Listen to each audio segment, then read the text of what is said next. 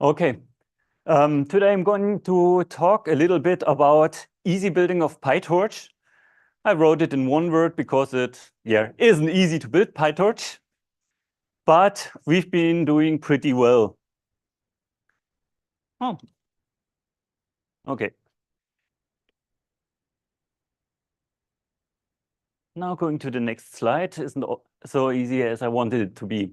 Well, 6 years ago, we had the first PyTorch easy config included in EasyBuild, and a lot of new versions as they kept releasing them again and again, but we were pretty much able to keep up and release a new version for PyTorch with almost every EasyBuild release. Currently, we have about 18 distinct versions of PyTorch in our repository, which I think is quite impressive. And PyTorch has an extensive test suite, which we, of course, run during the builds. It's basically mostly based on Python unit test. Also, they currently also have some PyTest tests, and they use a bit of both. They have one script that starts each test file, which contains a couple of single tests. That used to be shell, but luckily it's now a Python script too, which makes it a little bit easier because it's mainly just Python and some C++ in the back end if you need to change stuff there. And first, things were actually pretty great because with PyTorch OX versions, there were just basically two failures. One was related when we built OpenMPI without CUDA awareness, and the other was some issue triggered by the Intel compiler in a single test. So all is nice. That changed with PyTorch 1, where things started to catch fire because people started to actually use those easy configs on different sites. So EasyBuild brought new compiler versions, and different sites brought new architectures for CPUs as well as GPUs. And especially as our default is to optimize with high optimization for the native CPU architecture, we've seen, for example, crashing tests on Sandy Bridge CPUs that actually succeeded and Broadwell and newer CPUs. So it didn't really make it easy to run this test suite on all the sites because someone already came around. It's not working for me, but for me it's working. Okay, now you need to try to find out what the difference was. For us, it was PowerPC, which was my main motivation to get involved with the PyTorch building. And there were just some types or instructions not available in PowerPC that they used. For example, the extended precision floating point type, 128 bits. And some issues we had. Oh, that was a little bit fast. What did happen here? Okay. Some issues were, well, kind of self-inflicted because EasyBuild forces us more or less to use a specific version for each dependency, at least in the toolchain. But we, of course, wanted to ship the latest PyTorch version and had to stick to the versions of the dependencies we already had in the toolchain. That ran into some restraints of PyTorch, where they said, okay, we tested it up to Python 3.10 and error out if we, for example, find 3.11 or something like that. And at some points, they also checked the CUDA versions and said, okay, this CUDA version is known to not work with this GCC version. I just won't do anything and show you an error. Well, we removed the error and it worked. Just removing this error message. And in some CUDA libraries, of course, they changed the interfaces. So it was trying to call a function which was not yet available or not available anymore. And very subtle changes in semantic actually caused us trouble. As one example, in the Nickel library, they changed when you need to put up the synchronization point. And PyTorch was using one version, and in the Nickel version we used, this was changed, so we run into a deadlock. because it was at the wrong position where it synchronized. Okay, pretty much self-inflicted at this point. Some fixes were actually quite obvious. Just look really carefully at the error message and at the code, and you will see, okay, this function is just wrong on this version. It was replaced by another or something like that. And compilation, for example, on PowerPC failed because it introduced some C++ defines, which then clashed with the Python code. Okay, the compiler told you right away what the issue was. Some tests were actually wrong, which is the reason why I titled this meta testing, because we are starting to test the tests. So they just expected the wrong values. Like they expected a specific CPU to be used, but for example, in a Slurm job, you might have gotten a different CPU. So they couldn't set affinity to this CPU. And at least in one point, it just was a plain wrong value that I expected. Not sure what it was, but something like we expect this to never run, but from the code around, you see that it actually runs exactly once. So also quite easy to fix.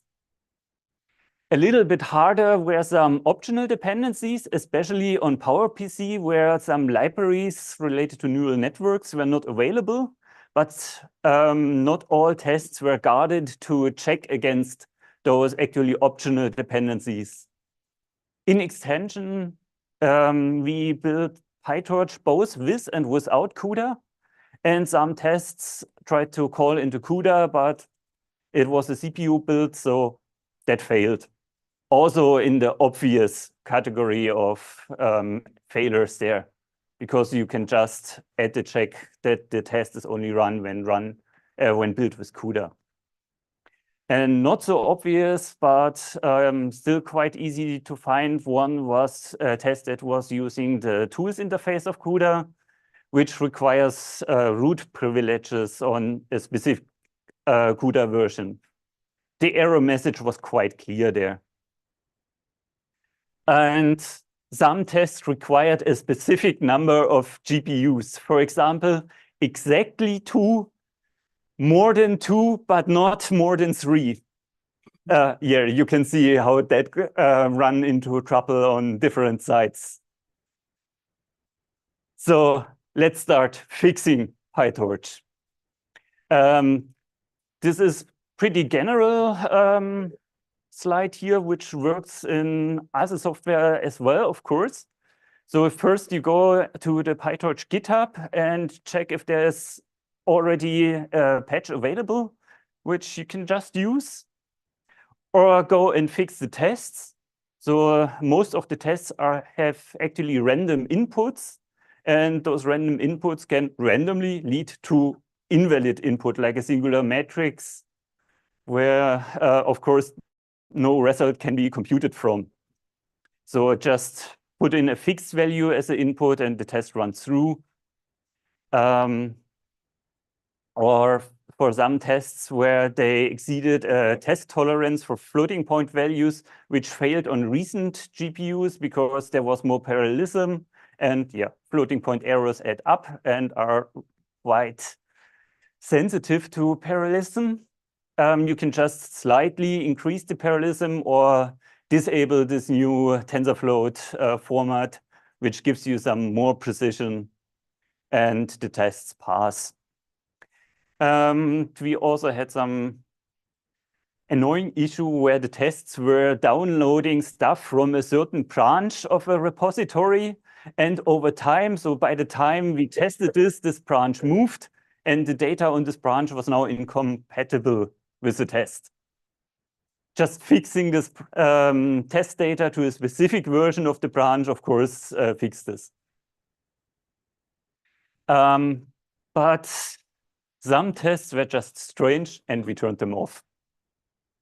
This is a little bit dangerous because there were actually some issues on AVX2 CPUs where we've seen large errors, which first sounded strange. And okay, how could this possibly work? Just disable the test. At least you could think that. After reporting it to the PyTorch team, we found out that there was an actual issue in the code and the results were actually wildly off. So making a large part of PyTorch unusable on this specific CPUs. So which test can you disable? Just look into the PyTorch GitHub and see if it's a known bug, of course, or if you're able to, for example, not on PowerPC, install the pip package and compare if the test runs through there, or when it fails there, well, the test doesn't work at all. Even with the official package, you can just disable it and don't spend too much thought on it. Some tests failed randomly or don't fail when they were run separately. So running in the whole test suite, the test failed, but just running the single test, it succeeded. Okay, just disable the test, don't think too much about it. It is often caused by some other tests affecting global state, and this test then depending on this global state, and that's why it failed. But if it succeeds when you run it independently, then the test and likely the build is fine. For those random failures, it's always a good idea to check if the failures are at least consistent when the input is the same. Because as you will see later, random failures can have actually underlying issues which need to be fixed. Otherwise, users may complain later, well, my training doesn't work. And you spend a lot of time trying to figure out why. Another source of errors were timeouts in the tests.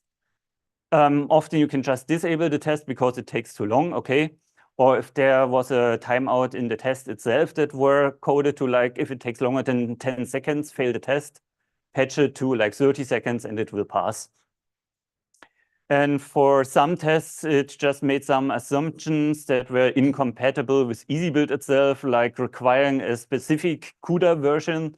I mentioned that before with those fixed version ranges.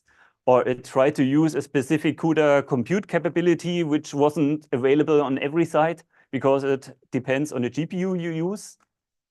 Some tests used network access or a specific file system which we didn't want it to use. So those, just disable them and be done with that.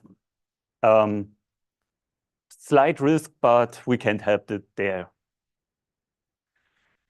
Okay, but it's quite hard to find out which test we can disable, because when you look in the output of PyTorch, you actually have megabytes of text.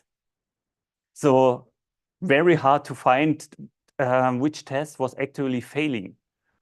And even after you found the test, then search through all the data to find why it failed. And if this is okay, if it fits into one of those categories of okay to skip tests. And especially those random failures, well, we can't find all of them, because even if we run it 10 times, on the 11th times, another test might randomly fail. So we needed a mechanism to allow a small number of tests to fail, because we knew that they would randomly fail. And we don't want every site admin to wonder, okay, is this a real failure on our system, or is this, well, one of those random flukes?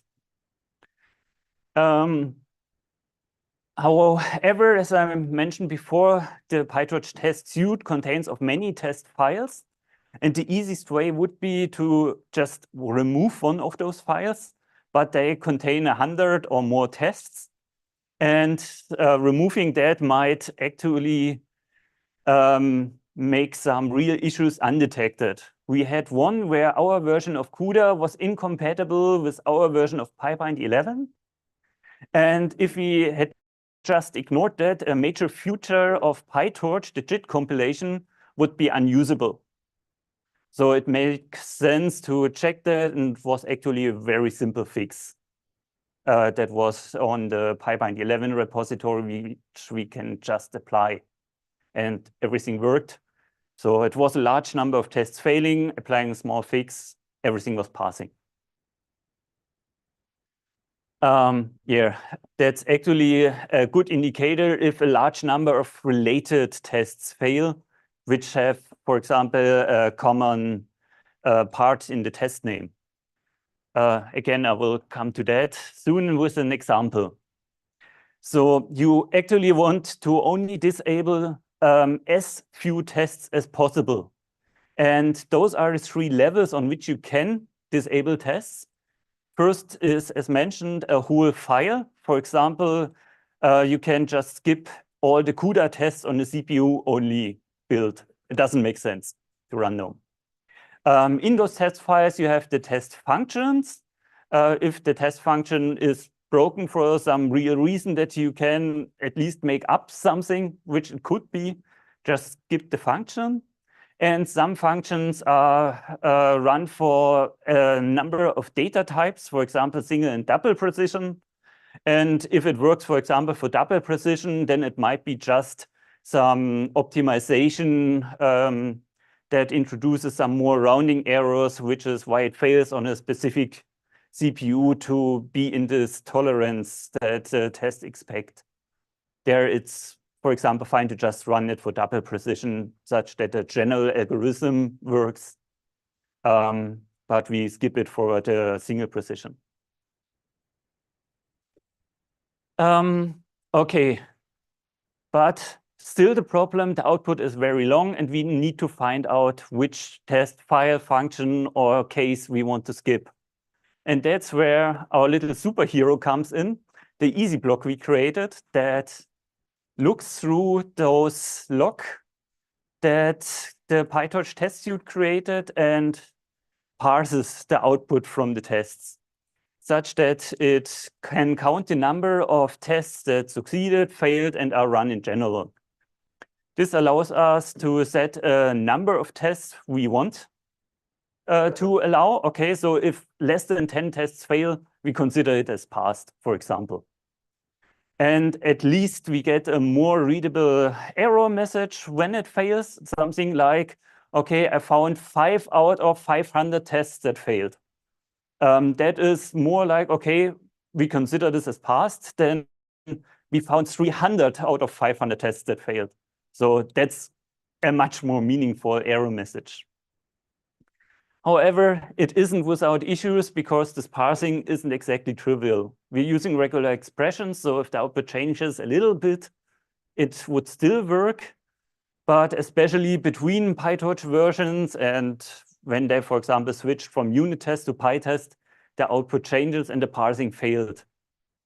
And because we can't be sure that we likely missed 100 failed tests, if we detect that we failed to count the number of tests, we make the whole test run fail until the EasyBlock gets updated. That was the decision just to error on the safe side. So to now go deeper, we need to increase the level of detail we look into, so need a bigger magnifying glass. Because now we are basically starting to improve PyTorch and fix the issues we have identified now in tests that look like it might be an actual real issue which would block users from using it. Again, if you go on the PyTorch GitHub page and search for or open an issue, the PyTorch team is often quite responsive in answering that. And maybe you can just get the advice, okay, we already know this, don't worry about this. Or yes, we have seen this also, just take this patch here. So even if the issue doesn't exist yet, opening one actually helps when you create your own patch file because you can reference the issue. So another maintainer in EasyBuild later can see if the patch is still relevant just by looking at a related issue. Also, a nice thing in GitHub is that you can look if the change is actually fixed in the main branch. By the speed they are releasing new versions, it is very likely that the function or the function that the test is calling is already fixed or changed on the main branch by the time we get to finish creating this easy config. And so you can use that blame feature to find which commit changed this test.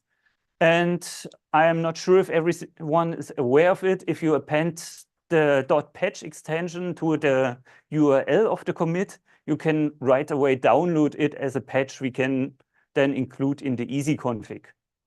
That's a nice little thing that speeds up a lot getting the EasyConfig ready, if you can just download the patch instead of having to create diffs yourself.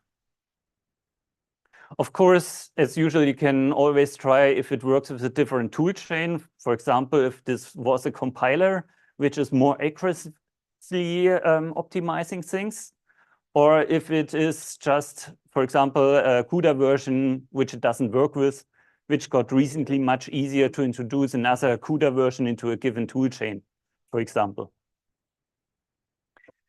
And if all that didn't work, you can roll up your sleeves and try to fix it yourself. Create a pull request, and again, with appending the .patch extension, you can just download your own pull request as a patch file and include it in the EasyConfig. That's what I usually do. And if all that doesn't work, you have to give up and wait for maybe the next PyTorch release or some other person solving it. Yep. Or that the PyTorch team finally answers your issue. Sometimes they're quite slow and come up with some kind of fix. Good thing with my work on PowerPC, there are actually some IBM engineers watching the PyTorch issue and contributing there. So it's always good, again, to just open an issue with your failure on the PyTorch GitHub. And in the last part, I want to show some examples, some real examples I did while fixing PyTorch and removing some bugs. And one very common one was a bug in the vectorized code. Yesterday, we already had a talk about risk 5, where the vectorization is actually a hard challenge. So most bugs are actually really also in PyTorch in the vectorization, or the compiler just did something wrong, which we will see in a second. So a symptom of this kind of issue is that a number of related tests fail. So there you see that all the tests are pretty much named the same, except for the cosinus or sinus function there. And they're in a test file called unary functions. Okay, pretty self-explanatory at this point. A function which is executed on every element in a large tensor. And in this case, cosinus or sinus function. Same applies for binary functions like shift functions. And these are real failures. So all those tests failed, and a common part was it was the shift function in each of them. So this is a good thing to not go and, okay, I just ignore this failure, but this is a fundamental issue we see there, and we shouldn't just ignore it. And a large tell that is actually a bug in the vectorized code is if you create a tensor of maybe 10 elements, and if you apply the sinus function and input the same element 10 times, then you would expect 10 times the same output. But you get, in this case, 8 times negative infinity and only 2 times the correct value. Another multiple of 4, 8, or 16 is a good tell that this is vectorization issues. And then you start digging into the PyTorch C++ code in this case. Just a rough view, they have a structure for a 256-bit vector, where they put in as many values of a specific data type as fits into those vector length. And then they define some operators there, which hopefully can make use of hardware instructions for calculating this in a vectorized way. And if this doesn't work, they can just use the compiler auto-vectorizing it. If they put a loop on a tightly packed array of a known size, the compiler is actually pretty good to figure out how to apply the vectorization in this case. The scene functions, in this case, they implemented with a rather large algorithm, which I won't go into detail. But it is very long because they used an algorithm here that lends itself well to vectorization. For example, using here a vector function or vector data types in the middle, or using some of their actually defined operators for calculating a multiplication of two vectors or something like that, and then come up with this whole algorithm, which is at some points actually well documented. The green text on top. And in this case, it was actually very easy to fix this bug by replacing all this by two library calls into a vector library. So 256 float values, single precision, means we need to calculate 8 values, and there was this sleeve library they use. And this could actually just calculate this in a vectorized way using the vector type on, in this case, PowerPC. So yeah, I've never felt so good deleting a large amount of code, replacing it by 2 lines, literally, and it just worked. I found this just by looking at the surrounding code. Okay, they use sleeve in a lot of other functions. Let's see if I can just find a function in this library that would apply here too. Sometimes if you look at such algorithms, you find just some copy and paste bug where they reused an index they shouldn't have. Also easy to fix. And because it is so easy, I call this a level 1 bug for this talk. And where there's level 1, we get into level 2. This is a bitwise operator on 2 tensors of 16 values. And the result looks kind of random. It should be all ones if you AND or OR bitwise 16 ones. But you get 8 times some random values and then they repeat. Again, a good tell that this is a vectorization issue. This is a little bit harder to find. So this is the C++ code doing that. And as mentioned, it relies on the compiler auto-vectorizing this. So it just loops over this fixed vector, applying the operation for this binary operation. And you need some C++ knowledge to notice that this cast in this place is actually undefined behavior, which allows the compiler to do literally anything. Like there's a joke, it can launch a rocket from your computer or erase your whole hard drive. In practice, it applies some transformation to the code on assumptions that are just not met. After identifying this, replacing this by a load operations instead of this cast, which is then mapped to a vector operation, solved this and everything worked as expected. Level 2 cleared, going on to even harder issues. So creating a tensor of some values and then putting the tensor in a different memory layout. Think of col major or row major. For matrices, the tensors have something similar. You get different results, even though they should be the same. I highlighted those in red. And this thing disappears when you compile without optimizations. This is a good hint that this is a compiler bug. And indeed it was. I extracted the small C++ functions calling this bitwise operation or whatever this was, can't really remember, and submitted this as a minimal example to the GCC team, and they found, okay, yep, we do some vectorization here that isn't correct for all input values, and fixed it in the next release for 2 of their major branches. Already quite hard to find, but it gets even worse. So for level 4, I have two kinds of bugs. One is invalid memory accesses, like use after free. So an object got used which is already deleted, which can happen quite easily in the C++ code. And you need quite some experience with C++ to find it, because this is very non-obvious to find.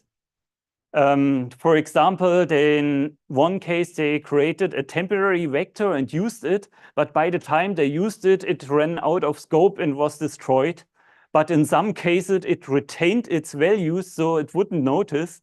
But in some other cases, it would just produce random values. Other similar issue are uninitialized loads. So they have a tensor with only 4 elements, but a 256 vector structure. So they load those 4 elements in there and leave the other 4 elements uninitialized. And most often they are 0, but at some points they are not, and you get garbage values at the end. This is very hard to find, because you run the tests like 4 times and get 4 times different results. And one of them might actually pass. So, okay, I solved the problem. Another one runs it. No, still there. Exception handling, I'm referring to C++ exceptions here. One very nasty one was if you link the static CUDA tools interface library, every time you throw in exceptions, the application would just crash. And yeah, even afterwards, I wasn't totally sure why this happened, but I could reduce it to if you link CUBT statically, it would crash. And after fixing some issue in the CMake files that didn't allow you to use the shared CUBT library, I was able to use the shared CUBT library, and it just worked. That's more or less mysterious. I have some ideas why that might be, but it was in the end too much work to prove that this was it if I had a workaround. Another issue, which is kind of a combination of those two categories, was a double free bug in the exception handling path, which turned out to be a compiler bug, which failed to keep track of what it did already destroy. And in this exception path, it destroyed something which it already destroyed, totally corrupting the heap, which would turn out to cause failures much later on. So good luck finding this. And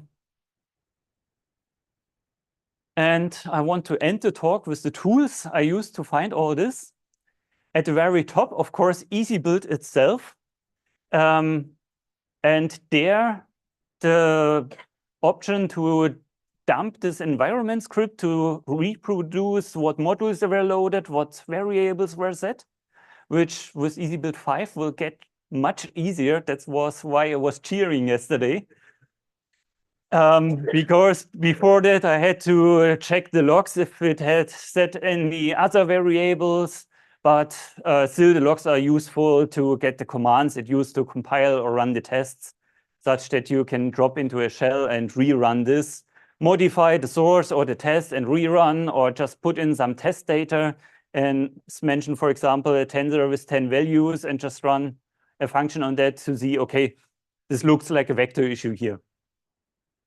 The debugger, of course, to get some meaningful stack traces when the application crashes, so you can narrow down at which place stuff starts to go wrong. And for those memory issues, actually, Grind was a great help, because it told you, okay, you freed something which was already freed. It produces a lot of noise, especially with PyTorch, but some of that noise was helpful. And the Git tool with blame and bisect features is worth looking into to find a commit which introduced or fixed an actual bug. If you find the commit which introduced the issue, you have an actually good idea why this issue happens. I use this a lot. And especially as we ship many PyTorch versions, we likely had the previous PyTorch versions which we could compare against. And finally, inserting some print statements all over the test or C++ code, and then rerunning the test was the quickest way to narrow down where it started to produce wrong values. And that's basically my toolbox for digging into PyTorch and beating it until it behaves as we want. Thanks.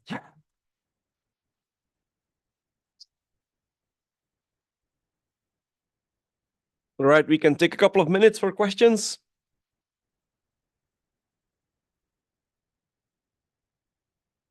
First question, is your nickname inspired by PyTorch?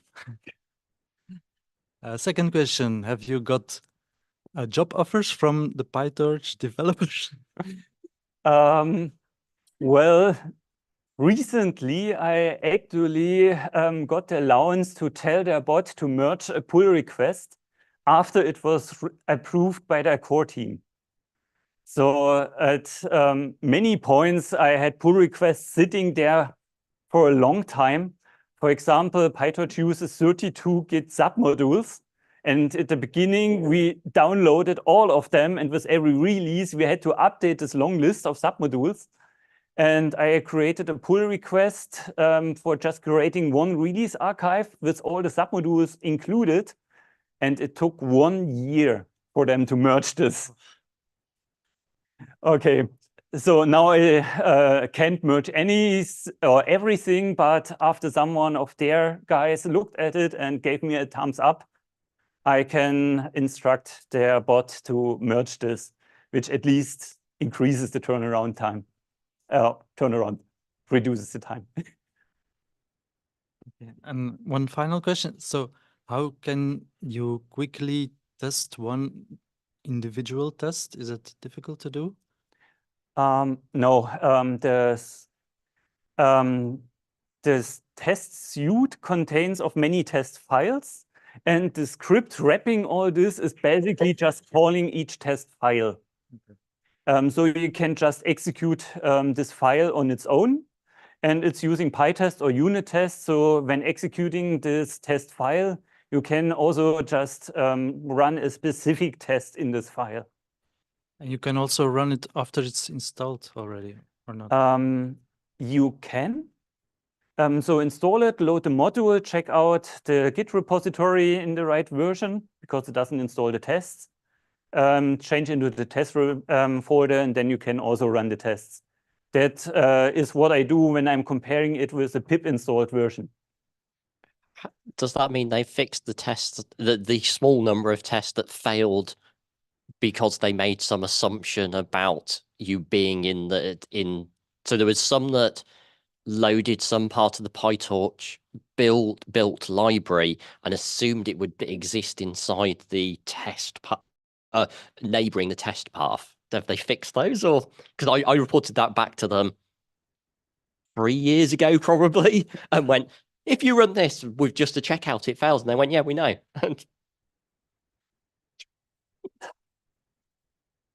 Yeah, most of such tests were guarded by something checking for this, and often just this guard was missing. So if you notice it, just, yeah, well, a common response to issues was, yes, we accept pull requests. Okay. Any more questions? I have one. So how many, I mean, I want to say we, but it's mostly you are quite serious in running the PyTorch test suite, and you're doing a lot of efforts and trying to fix the tests that you see failing, either in the code or in the test suite, or maybe in EasyBuild itself.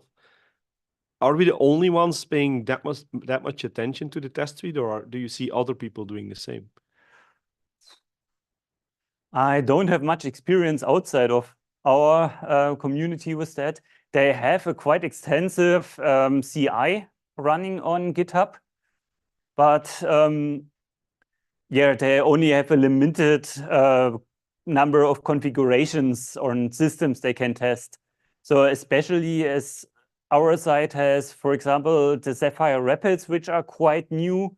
I run into some issues on the AVX-512 optimized code, which they seemingly don't run the tests with every commit. So stuff gets broken at some point there. Or, of course, PowerPC. Well, I'm not sure if they even test it regularly in their CIs, and I guess not many sites have PowerPC to actually see if those tests fail or if they can use PyTorch, especially as you have to build it from source to use it on PowerPC, as there are no pip packages for that. They definitely weren't testing it. I think it's around version 1.9 where the test suite had a hard requirement on the Intel MKL library, and obviously that caused failures in the EasyBuild FOSS builds, but also obviously on power. But it was just, and I debugged it for Intel CPUs by working out well, it's also failing on power, but the power error message was actually more helpful. For some reason, but yeah. So it's not that we are running their test suite and we are finding bugs that they should have found. It's really we run stuff in weird combinations of compiler, CPU, whatever, that basically escapes their test configuration. Yeah. One of those bugs I've shown relied on undefined behavior. So this is something that a new compiler might take advantage of to produce more optimized code. This is why this is actually defined in the C++ standard, to let the compiler have some leeway in how it optimizes. And as we are mostly using the latest compiler, they might use some older one where this actually doesn't lead to this wrong behavior, because the compiler isn't using this kind of optimization yet. So this is one of the reasons, or, well, the different hardware we run on. So in general, I guess they're quite happy with the kind of feedback or fixes that they're getting from you. Yeah. Okay.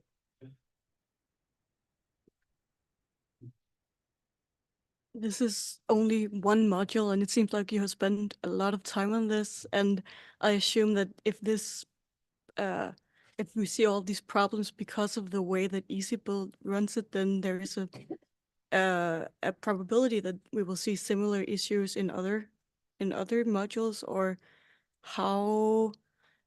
I wouldn't expect that EasyBuild has the kind of resources to pour this much energy in every single module. So do you have a sort of an idea of what to do if you see this type again? I'm thinking sort of like TensorFlow, I know, is a hard one as well.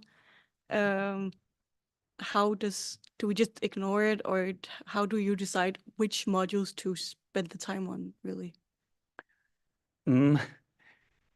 It's hard to answer in general because it depends on how the test fails. I put some examples, which tests I basically don't look too much on. If it really sounds okay, this isn't a serious issue, it just produces slightly off values. But if the test you chose that the results are wildly off, then either look into it or don't use it. Because having something which is not working is often worse than not having something. And I guess part of the answer is there, like, always report it upstream and just ask the actual developers, does this look like a serious issue or not? Because they can probably easily tell whether it is or not. Yeah. Yes. We found stuff in OpenBlast, OpenMPI as well, which is of course low level enough and common enough that we do try to report it to them and see what happens there. And sometimes they say, it's just the test that's broken, just ignore it. And sometimes we actually find a bug that's worth fixing. Yeah. So at least we try to do that. That's like the minimal thing you can do. Just report it upstream if you don't have the time or expertise to try and figure it out yourself. Another benefit of looking into those tests is that the issue might not actually be in this specific software, but I have also found bugs in OpenMPI, OpenBlast, and some examples also in the compiler. So those might affect other software as well. And having some software which sits on top of pretty much all of the software we have, or a large chunk of it at least, acts as a kind of test of the whole stack. And if you spend some time, you can pinpoint the issue on some specific software you were using, which would then affect other software if you just ignore it. No. So that's another benefit why I think it's worth spending so much time, not only to get this software running, but to also verify that the stack is sane. Yeah, Michael has a comment here as well that it may sound like some of the issues that you're finding with PyTorch is due to how EasyBuild is building it, but it's really usually bugs upstream, either in PyTorch itself or in one of the dependencies. Yeah. Yep. So we're just exposing them because we're a bit maybe aggressive with new compiler versions or weird combinations of things. And we have more coverage by all the different sites providing test reports, which is actually very helpful, especially for PyTorch. Some fail randomly, some only on some architecture. So we need many sites submitting test reports. And back to the sort of other part is, I know for some of the tests, it was how they generated the comparison value in NumPy that caused the test to fail. PyTorch was doing the right thing. How they used NumPy to generate a comparator wasn't, and it got a different answer. Neither were actually wrong, but it was a numerically unstable system, and you got massively different answers. It was an interesting time. Yeah. That the IBM developers helped us debug that one. That was a long time ago. Ah, great, yeah. I also found some issues where they decided in PyTorch to handle some corner cases different than NumPy did. Similar, yeah. All right, excellent. Let's wrap up here because we're still behind schedule a bit. Thanks a lot, Alexander.